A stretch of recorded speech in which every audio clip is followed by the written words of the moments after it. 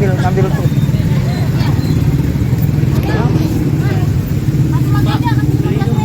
Yang ada gula merahnya. Yang ada gula merah. Mau yang panas? Boleh. Boleh deh.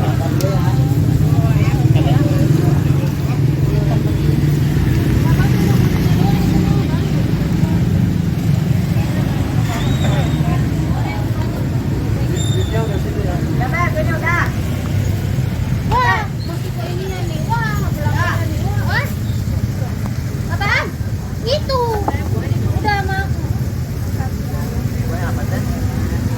Ayo mah burung mah yang gede panjang mah katanya mah habisin mah pakai tuan aja nih. Ini dulu. Tuh gede panjang nih gede panjang. Satu menit. Belum. Ya 15.000 banyak nih 15.000 gede panjang ada habisinnya mah. Aduh apa ya?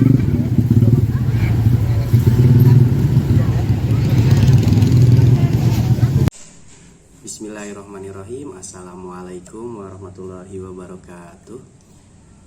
Baik, perkenalkan, nama saya Ken Miftah. Saya dari kelas manajemen. Di sini saya ingin coba mempresentasikan tentang ekonomi mikro. Baik, langsung aja. Apa sih yang dimaksud dengan ekonomi mikro?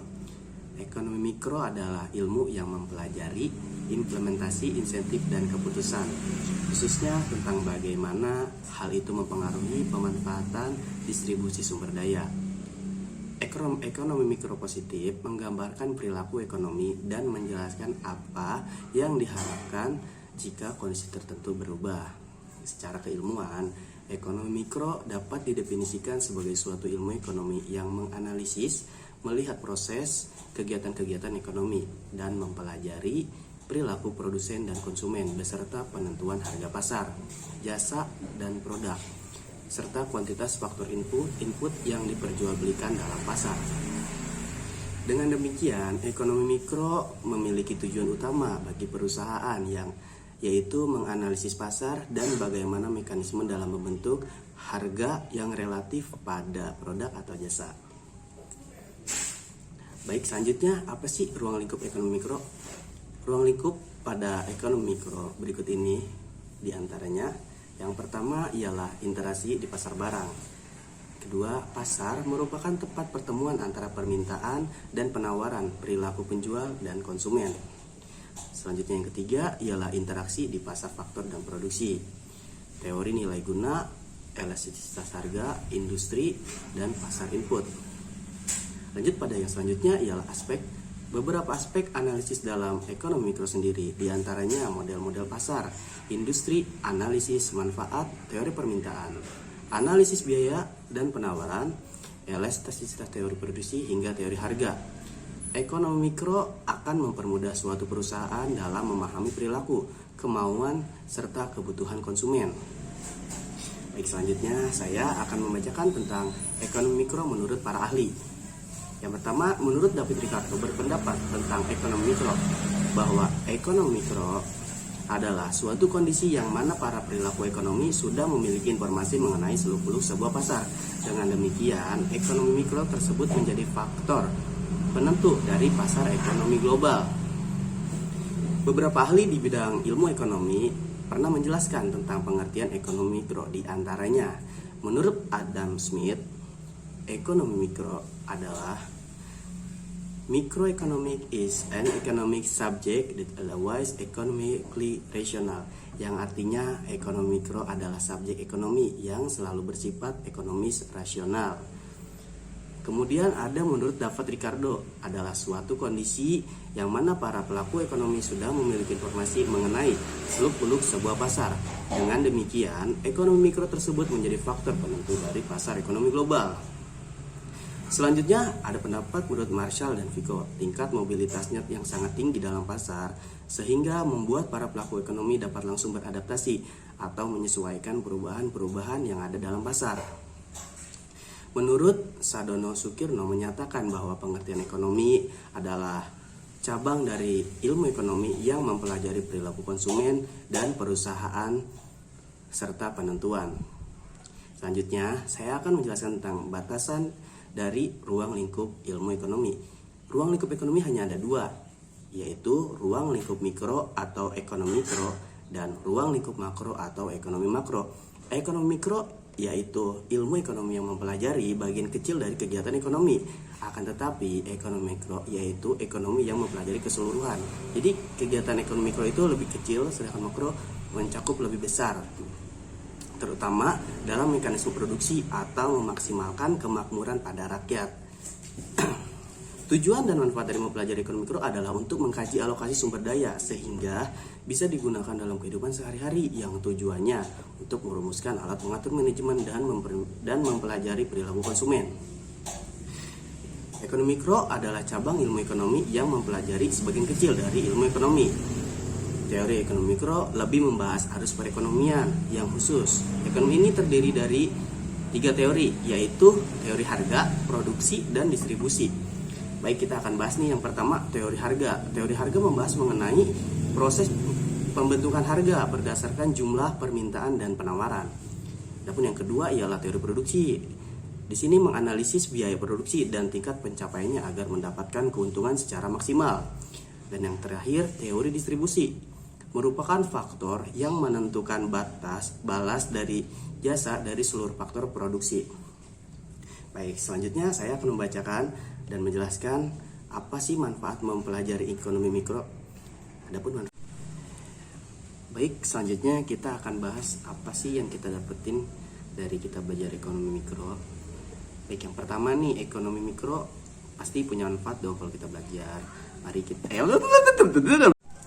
Baik, selanjutnya kita akan bahas apa sih manfaat yang kita dapat jika kita belajar ekonomi mikro. Adapun manfaatnya ialah sebagai berikut. Yang pertama, kita dapat merumuskan kebijakan ekonomi. Yang kedua, sebagai dasar untuk membuat ramalan. Yang ketiga ialah untuk memeriksa syarat kemakmuran perekonomian. Yang keempat ialah sebagai alat pengukur manajemen. Yang kelima ialah mempelajari perilaku seseorang sebagai konsumen. Yang keenam ialah mempelajari bagaimana arus perputaran barang dan jasa. Yang ketujuh ialah mempelajari bagaimana proses harga dan barang serta jasa dapat terbentuk. Yang kedelapan, mempelajari produsen dan menentukan tingkat produksi. Dan yang kesembilan ialah mempelajari bagaimana rumah tangga atau konsumen dalam mengalokasikan dana. Baik, ini sedikit cerita nih, sedikit penjelasan dari saya tentang kondisi ekonomi mikro yang terjadi pada saat ini. Seperti yang kita ketahui pada masa yang kita hadapi bersama, yaitu pada masa COVID yang sangat tentunya berdampak signifikan terhadap penurunan perekonomian nasional maupun global. Berbagai upaya telah dilakukan pemerintah untuk meningkatkan pertumbuhan ekonomi agar Indonesia terhindar dari resesi ekonomi. Agar Indonesia terhindar resesi ekonomi.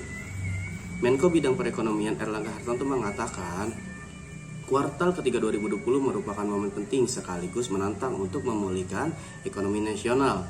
Oleh karena itu, pada semester 2020 ini, optimalisasi belanja pemerintah menjadi kunci utamanya. Adalah agar pertumbuhan ekonomi Indonesia secara menyeluruh pada 2020 berada dalam zona positif. Oleh karena itu, pemerintah mendorong pengembangan usaha mikro atau usaha kecil dalam dan menengah sebagai motor perekonomian rakyat yang dapat mendongkrak pertumbuhan ekonomi mikro dan pemulihan ekonomi nasional. Melalui pemberdayaan usaha mikro dapat membantu masyarakat yang mengalami pemutusan hubungan kerja PHK. Tentunya seperti yang kita ketahui bersama, banyak pada masa COVID ini perusahaan yang terpaksa untuk mengurangi karyawannya dikarenakan kurangnya permintaan daripada produsen dan lain sebagainya. Pemerintah mengeluarkan kebijakan untuk mendorong tumbuhnya kembali usaha mikro, kecil, dan menengah lewat kebijakan pemulihan ekonomi nasional. Bagi usaha mikro, pemerintah antara lain memberikan hibah bagi usaha pemula serta menambah dana lembaga pengelola dana bergulir. Pemerintah antara lain memberikan hibah bagi usaha pemula serta menambah dana LPDB, lembaga pengelola dana bergulir. Koperasi dan UMKM yang dapat digunakan untuk pinjaman murah bagi UMKM. Pemerintah juga memberikan subsidi bunga dan mempermudah masyarakat kredit atau pembiayaan dan perdanaan bagi UMKM, diantaranya melalui kredit usaha rakyat, serta memberikan keringanan pembayaran pinjaman bagi UMKM. Dengan bergabungnya para pelaku UMKM ke dalam platform digital, diharapkan pelaku UMKM dapat menjalankan usahanya dari rumah ke rumah yang terhubung dengan ekosistem digital. Jadi banyak nih semenjak COVID-19 ini juga yang meningkat bisnisnya dengan menggunakan digitalisasi, seperti banyak ibu rumah tangga yang bisa berjualan online, seperti resto-resto kecil yang memanfaatkan adanya aplikasi ShopeeFood, GrabFood atau GoFood yang tidak terlalu memerlukan tempat yang sangat luas dan dia hanya menerima pesanan online saja. Nah, itu tersebut sangat membantu bagi ibu-ibu rumah tangga yang ingin berjualan dan tidak perlu memakan banyak tempat. Mungkin itu saja sedikit yang saya jelaskan tentang ekonomi mikro. Semoga bermanfaat bagi teman-teman sekalian. Saya Ken pamit. Billahi taufiq wal hidayah. Wassalamualaikum warahmatullahi wabarakatuh.